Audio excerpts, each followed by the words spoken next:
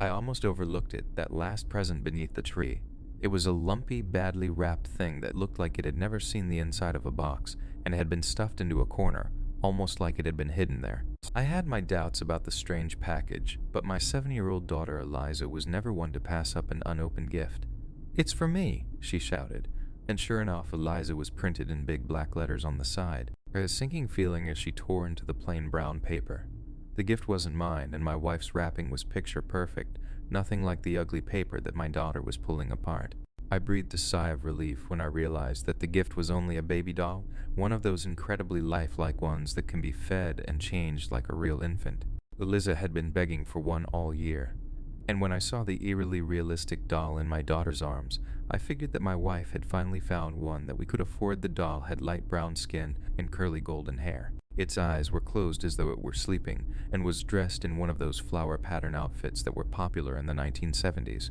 Peering over my daughter's shoulder, I noticed some strange burn marks on its upper chest. When I unbuttoned the cloth, I saw that they were letters. Ashen black letters that looked like they'd been branded into the doll's skin. Lucy, they read. If that was the doll's name, it was a sick way of showing it. Some instinct made me want to rip the doll out of my daughter's hands, but she pulled away. "Lucy doesn't want to go with you," she insisted. "Lucy is mine," I frowned. My daughter wasn't usually so possessive of her toys, but I could see why she was so entranced by Lucy. If I didn't know better, I would have sworn it was a real infant. Eliza let out a shriek of joy and ran up to her room, cradling her new doll to her chest. The living room was a disaster area of wrapping and tissue paper, but looking at it, my wife and I couldn't help but laugh. Eliza had gotten us up before dawn to watch for Santa, and now the two of us finally had a chance to drink some coffee and rest. Eliza spent all day with Lucy, cradling her in her arms, twirling her around, talking to her. She even took Lucy with her when she went for her evening bath, but reacted with a scream when I tried to put the doll into the tub at her side. "Lucy doesn't like running water," she warned me. When I asked Eliza how she knew, my daughter shrugged. "Duh," she told me. As I put my pajamas on that night, I told my wife that she'd really outdone herself this year. "Eliza loves that doll you got her. Where on earth did you find one that we could actually afford?" My wife gave me an odd look. "I thought that you did." Silence. I think that my heart actually stopped beating for a second before I sprang out of bed and sprinted to my daughter's room. To my horror, she wasn't in her bed. Instead, the doll was beneath her sheets with its head on my daughter's pillow, looking so real that it seemed it might sit up and open its eyes at any moment. Ignoring it, my wife and I raced through the house shouting our daughter's name. We found her walking down the stairs in the dark. My wife grabbed Eliza's shoulders and shook her. "Honey, what is it? Have you been sleepwalking?" My daughter shook her head. "No. Lucy wanted me to get something from the kitchen." I groaned. I felt a headache coming on. Eliza had always been an imaginative child with a tendency to get obsessed with things. The year before, it had been horses. Before that, mermaids. If Lucy was her next big thing, my wife and I were in for a long winter. "What did Lucy want you to get, honey?" My daughter frowned at the question. "I'm not supposed to say," she whispered. "It's okay, honey." My wife hugged her. "You can tell Mommy and Daddy anything. Come on." While my wife soothed Eliza, I snuck upstairs to inspect the doll more closely. Touching it, I shuddered. Its skin felt so real. "Get away from Lucy, Daddy." I spun around like a thief caught in the act. Eliza was standing in the doorway, pointing an accusatory finger at me. "No one can touch her but me." "That's enough," I groaned. "If you keep this up, Mommy and I are going to take Lucy away." "No." Eliza ran to the doll and flung herself on top of it, sobbing. In no time at all, she was fast asleep. My wife and I exchanged a glance before covering her with a blanket and dragging ourselves back to bed. It was past 2. And I had to work in the morning. I woke up a few hours later to a hushed conversation outside the bedroom door. "Are you sure?" Eliza was whispering. "But they're my parents." There was a long silence, like someone or something was responding to her. I crept to the door and pressed my ear to the wood. "Just a little cut." "That's it. Then they'll be fine." Eliza asked for reassurance. The door creaked open. Something shimmered in the glow of the nightlight. A kitchen knife in my daughter's hand. In the other, cradled to her chest, was Lucy. Eliza tiptoed into our bedroom, the blade held high above her head. My daughter shrieked as I tackled her. Lucy and the knife skidded across the floor. "What are you doing?" My wife sat up in bed, still half asleep. "Lucy has to eat," Eliza yelled. A burst of pain shot up my arm as she bit down on my wrist and squirmed out of my grasp. "And if you won't feed her, then I will." Before I could stop her, My daughter scrambled to Lucy, cut her own hand on the knife blade, and squeezed droplets of warm blood into the doll's mouth. Its eyes snapped open as bright and white as 2 full moons in our dim bedroom. No, this couldn't be happening, I told myself. Dolls don't move on their own. Dolls don't drink blood. As I tore Eliza away from Lucy, I would have sworn that its fleshy plastic lips had just curled into a smile. Then it was over.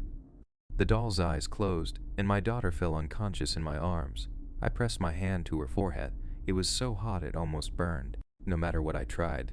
She was unresponsive, her breathing shallow, her hands and legs as limp as a doll's. While I dialed emergency services, my wife stormed out of the house and flung the awful doll into the trash. Just having it out of the house felt like a heavy weight had been lifted from my chest, and by the time the paramedics arrived, my daughter was sitting up in bed and even talking a bit. Her fever was still dangerously high, but it seemed to have broken. They warned us to keep an eye on her, but told us not to worry too much. She was showing signs of improvement, they said. By morning, my daughter seemed to be perfectly healthy. My wife and I attributed her behavior the night before to delusions brought on by fever, but I think the truth was that we just wanted to put the whole unsettling experience behind us. As for my daughter, she didn't seem to mind that her favorite doll was gone. In fact, she didn't even ask about it. For me, that was the most disturbing aspect of the whole thing. It was like the hellish night before had never happened at all. We didn't have much time for wonder. My daughter was more cheerful and energetic than ever during those next few weeks, playing in the snow, dancing in her room to her grandfather's old records, and drinking cup after cup of hot cocoa. My wife and I were so thrilled about her rapid recovery that we didn't ask many questions, although looking back, perhaps we should have. My daughter's taste changed drastically after that night. Instead of the frilly pink skirts and light-up tennis shoes that we were used to, she suddenly preferred tie-dye bandanas and sandals. Her vocabulary seemed to have doubled overnight, but some of the slang sounded odd coming out of my daughter's mouth. Since when had she said far out instead of cool and freaky instead of weird? More troubling, however, were some of the other changes I noticed. My daughter's teachers had always praised her for being kind and helpful, but almost as soon as school was back in session, I received a troubling phone call. Apparently, my sweet 7-year-old girl had pushed an older boy down the stairs. When I confronted her about it, she only shrugged. I didn't like his face.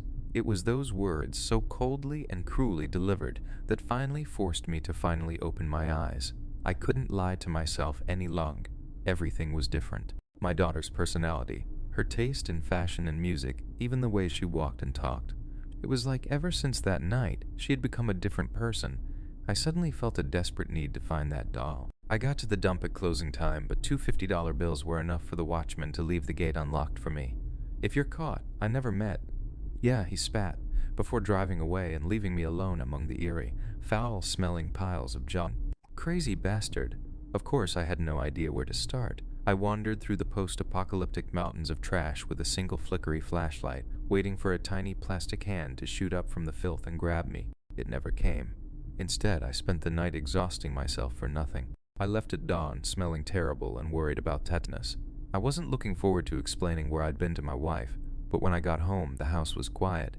I found my daughter in her room, plucking petals off of a flower. I wondered where she'd found it, and when she'd left the house.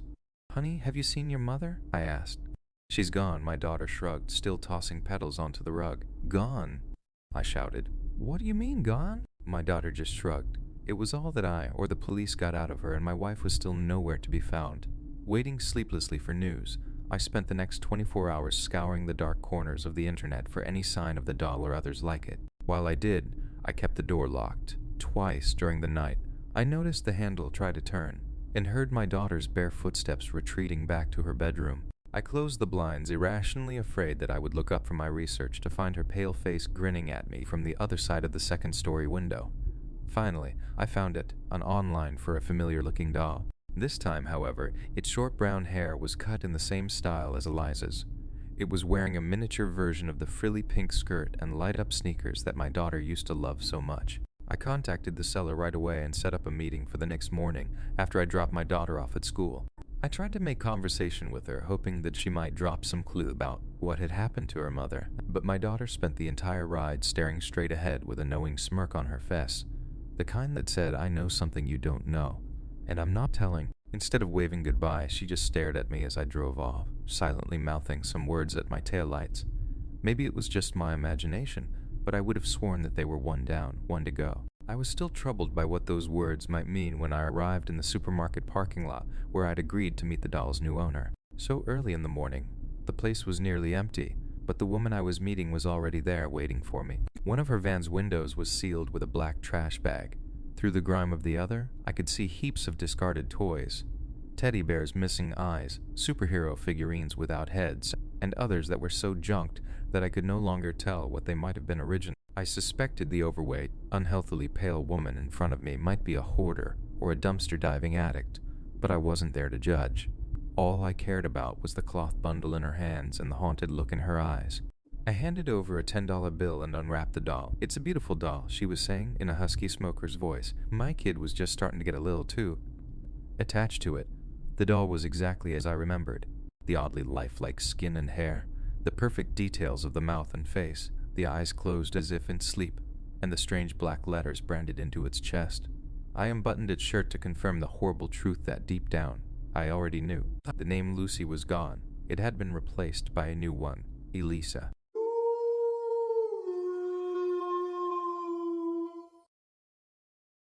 I was 25 and she was 23.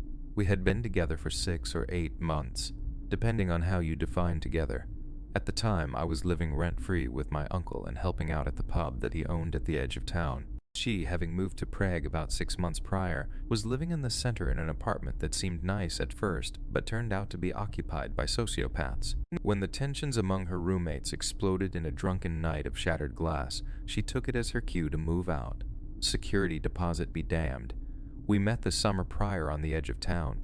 She was a Euro-tripping American, looking to discover the authentic corners of Prague, and I was excited to practice my English with a native speaker and serve someone who wasn't a grumpy old man. Originally, she was meant to spend 3 days in Prague, then move on to Budapest, and then travel through the Balkans and fly back home through Prague. After the first night we spent together, she decided to skip Budapest. By the end of the week, the Balkans were a purely theoretical place. When it was time for her to fly back home, she dawdled and almost missed her flight. It wasn't until we were sweaty and out of breath at the security check that she told me that she had decided to move to Prague. She didn't want to rush things with me, she said.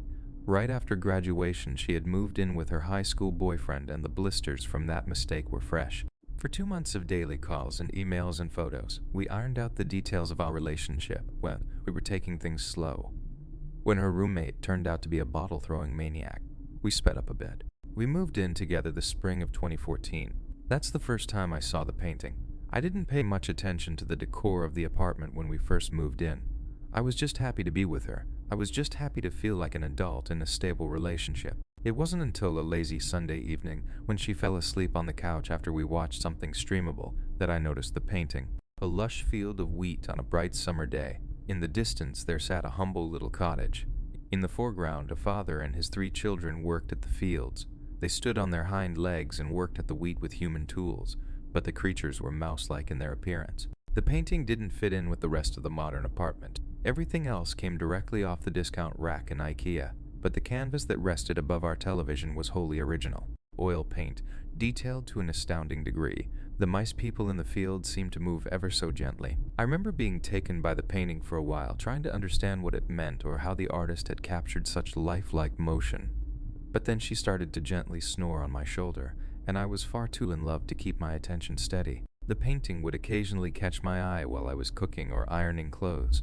Whenever we were watching streamables and the question of whether we should let the next episode play or go to sleep came up, I would find my eyes drifting to the mouse people, as if seeking their guidance. They seemed happy back then. The painting interested me, but back then, it was just a passing interest. Life in the center took up most of my attention.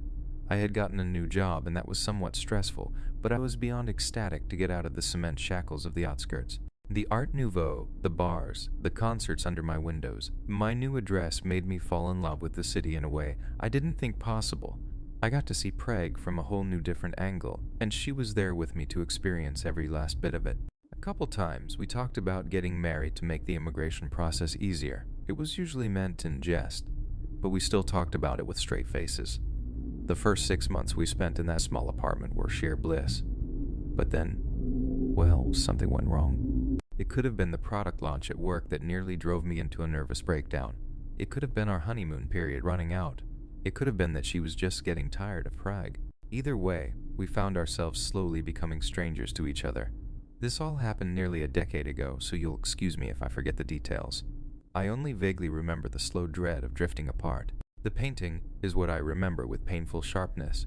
It happened the first time I tried having a serious conversation about our future. That night, I asked a lot of questions and received a lot of sad shrugs in response.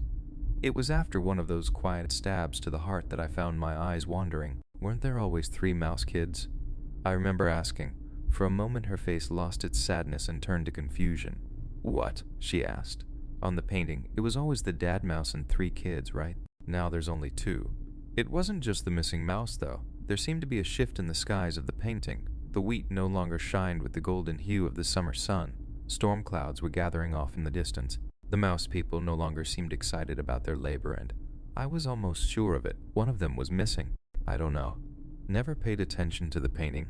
Sorry, she said, and then with a sigh, she nudged the conversation back towards the topics neither of us wanted to discuss. We broke up about a week later. I moved back in with my uncle. She stayed in the apartment. Most of my stuff was still in the center, so about once a week, I would drop by to chip away at the sluggish task of moving via subway. I'd always go over when I knew she was at work, and I'd make my visits as swift as possible as to not allow myself to wonder about how her life was going without me. After a month of my periodic relocation, all that was left in the apartment was a pot, 2 pans, and a paperback or 2. I went to grab the rest of my things on Czechoslovakian Independence Day, finding a nice bit of irony in it. I was so satisfied with my dramatic scheduling that I completely forgot that she'd get the day off from work as well. To my surprise, she was in much better spirits than the last time we met. We got to talking about things unrelated to us, and then we picked up a bottle of white from the winery downstairs. After a couple hours, we grabbed a second. My books and pans stayed put that night. For the next couple of weeks, we relit whatever spark our relationship had lost. It was as if the past couple of months had been spliced out of the film reel of our lives. We went on trips out into the country together. We spent countless hours laughing and sharing the obscure details of our lives. The sex was as blissful as it was the summer we first met. Throughout our little post-breakup honeymoon, the painting stopped bothering me. It was still drawn with style and care which defied all expectations, and there were still only 2 mouse children in the field. But the wheat shined with a golden prosperity once more. We were happy. For a while we started joking about getting married again. Yet, as is the tendency of post-breakup relationships, our moment passed, like a Morse code call for help. Our time together became punctuated by empty silence. Eventually, that plea descended into complete darkness and another night of slow and difficult conversations. As we sat on the couch and slowly shuffled towards the realization that we have no future together, I once again found my eyes drifting towards the painting. The hue of the fields turned cold once more. Off in the distance, by the cottage of the mouse people, I spotted a little clump of rocks and a cross that had not been there before. That night, our relationship breathed its last breath. That ending hurt, but it didn't hurt as much as the first one. Perhaps somewhere deep inside, I knew that we were not meant to last. Perhaps it was the strangeness of the painting that lessened the sting of the breakup. It all hurt, obviously. Yet, as I rode my 2 a.m. Uber back to the outskirts with my collection of paperbacks and pans, I didn't think much of her. I thought about the mouse people. I thought about the little grave next to the cottage. I was certain it was never there before. I was certain the painting was changing in front of my eyes. We kept radio silence for about a week. I retreated back to the outskirts and nursed my wounds among towers of cement. I had resolved to avoid the neighborhood in which she lived to keep the stitches around my heart from splitting, but soon enough that resolve proved to be pointless. Prague had turned sour for her. She was moving back to the States. There was still 6 months left in the contract on the apartment, and someone needed to replace her name. The last time we met, the change in the painting was undeniable. The warm summer sun was blotted out by dark storm clouds. The fields of wheat, which were once bountiful, grew sparse and diseased. The father and his 2 mouse children had ceased their labor and shed their smiles. The mouse people stood on the road leading to a broken-down cottage, their heads bowed in sorrow and their eyes void of hope. Her bags were already packed and sitting by the door. She was not interested in talking about the painting. She wasn't interested in talking at all. The changes in the art defied all reason and sent my mind down paths it didn't belong. Briefly, I considered whether she was not changing out the pictures whenever I left the apartment. I asked. There was no motive for her to try to drive me insane, and that sort of malice would have been deeply uncharacteristic of her, but I still asked. She did not respond. She just looked at me as if I had turned into a complete stranger. We sat there in silence, our shared history slowly being wiped away by pain until her Uber notification went off. I helped her with her suitcases. After an anemic hug, she got in the car. I never saw her again. The thought of the painting being a part of some bizarre prank didn't seem likely the day I asked it. By the end of the week, it became unthinkable. The painting continued to grow darker and darker. The wheat turned sicklier by the day, and the attention of the mouse family slowly turned from their dying fields to the world beyond the painting. They stared at me. They started at me with their beady eyes full of sorrow, as if I was responsible for their suffering. They stared at me, and their stares brewed a deep guilt within my stomach. I wanted to remove the painting from the wall back then, but the breakup had sucked away all of my resolve. My diet started to consist wholly of ordered food, and I scarcely ever visited the living room or kitchen anymore. The painting was still in the back of my mind. I would still occasionally catch glimpses of its ever-worsening visage, yet life kept me busy enough for it to slowly fade from my attention. I had a job to focus on. I had a life to live. It wasn't until a season later that the painting took center stage of my attention again. I had attended the birthday party of an old high school classmate and befriended his cousin to a degree where she wanted to visit my home after all the bars had shut. I was not prepared for visitors that night. My bedroom was a mess. My new friend would be unimpressed by my growing collection of takeout boxes around my bed, so to prevent any feelings of repulsion, I settled down with her on the couch in the living room. For a while, things were going smoothly. My new friend and I had comfortably settled down and were drunkenly exploring each other's bodies. But then, with a discomforting suddenness, I felt her body tense under my hand. When I asked her what was wrong, she slowly nodded towards the painting. Even in the faint reflected light of the street lamps outside, you could see them. The tortured mouse family stood at the foreground of the painting. They all looked hungry, very hungry, yet the mouse children seemed to be balancing the edge between starvation and death. Their father had his skeletal arms around them, holding them upright. All three of them looked out to the world beyond the painting with hungry, sunken eyes, begging for deliverance from their suffering. To ease her discomfort, I took the painting off the wall and rested it face down in the hallway. That did not help. All the sex had dissipated from the room the moment she noticed the starving mouse folk. Soon enough, she was ordering an Uber back home. It was getting late, after all. When she was gone, I cleared the takeout boxes off my bed and tried to get some shut-eye. When my mind refused to calm, I mixed myself a nightcap. When even that didn't help, I gathered up all of the takeout boxes and took them out to the recyclables. Along with the countless greasy paper bags, I also disposed of the painting. I had hoped that getting the painting out of the house would calm me, but it didn't. Instead of going to sleep, I found myself hovering by the window, looking out at the containers. Even at a distance, I could sense the mousefolk looking at me. I could sense them blaming me for their suffering. The presence of the painting in my apartment had made me uncomfortable for months, but the sight of it by the trash somehow felt worse. The thought of it rotting in some landfill made me nauseous. The mousefolk were harrowing to look at, but I was certain that they were alive. They stared up into my window from by the trash cans. They were pleading for help. I was responsible for them. With the sun starting to rise over Prague and a hangover slowly hatching behind my eyes, I left the house one final time. I didn't hang the painting back on the wall. Instead, I placed it in the closet, facing away from me. The thought of getting rid of the painting felt patently cruel, but I wasn't going to let it chase away guests again. When I woke in the late afternoon, my sheets were drenched in sweat, and my heart was pounding. I dreamt terrible dreams that night. I dreamt in discomforting detail of the mousefolk. I stood with them in their barren fields. They reached out to me with trembling fingers eaten away at by hunger. They begged and pleaded with me in a soft language I could not comprehend. I stood in their broken world, and for a while I feared that I would never be allowed to leave. The dream was discomfortingly vivid, and when I woke, it took me many breaths to find my bearing. Yet, once the terror of my sleep wore off and I got some coffee in my system, the lazy Sunday evening soothed my spirit. Hidden in the closet, the painting stayed out of sight and out of mind. Whenever I was cleaning the apartment, I would see the back of the frame when retrieving the vacuum. I would never turn it around.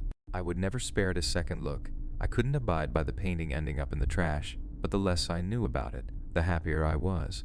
The years passed on. It took a while for me to shake off the heartbreak and the general discomfort the past year had instilled in me, but soon enough the thoughts of my American affair, or the painting, slid away. I met another woman, a woman who would soon become my wife. We lived together in the apartment, and then our little family grew. Our daughter wasn't planned, but she was loved. Before she could walk, the humble pad in the city center suited us just fine, but as time wore on it became clear that there were better places to raise a child. The air was smoggy and the trams were loud, and the nearest park was too distant to be a daily attraction. Eventually, my family retreated from whence I came, back to the outskirts. We moved past the cement housing projects and into the quiet suburbia of family homes. Briefly, I considered leaving the painting behind, but it didn't feel right. Without checking if the canvas had changed, I threw a tarp over it and deposited it in our new attic. Hidden out of sight, the painting slipped my mind completely. For years and years, I completely forgot about my old relationship or the queer mousefolk. It wasn't until this morning that I found myself looking in those harrowed eyes again. I woke to a scream from the attic.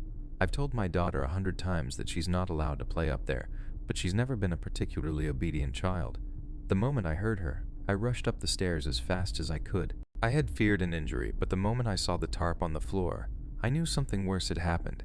Over the years, the painting had continued to change. The fields had wilted into dead earth. The humble cottage in the distance was laid low into kindling. The mouse father held his children in his skeletal arms, yet they no longer seemed alive. His tortured eyes stared out into the world. Bloodshot and sunken and pleading, the mouse father looked at me. My daughter is still shaken. My wife insists the painting be thrown away immediately, but I can't bring myself to dispose of it. I can't bear the sight of the suffering mousefolk peeking out of a landfill. Something deep inside of me doesn't want to get rid of the painting. Its existence makes my skin crawl, but the idea of it being thrown out is significantly more unpalatable. There's a part of me that feels responsible for the mousefolk on the canvas, but now there's something significantly more disturbing that I see in the painting.